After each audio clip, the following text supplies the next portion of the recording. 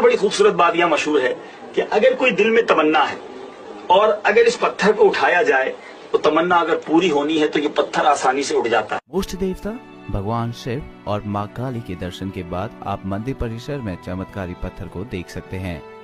मान्यता है कि इस पत्थर को उठाने वाले की मनोकामना पूरी होती है।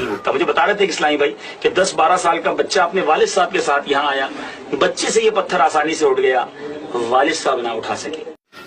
कहा जाता है इस पत्थर को वही उठा पाते हैं जिनका दिल साफ होता है और भगवान शिव में श्रद्धा रखते हैं। कई बार इस पत्थर को बड़े से बड़ा पहलवान भी नहीं उठा पाता। यहाँ विज्ञान के सारे नियम फेल हो जाते हैं।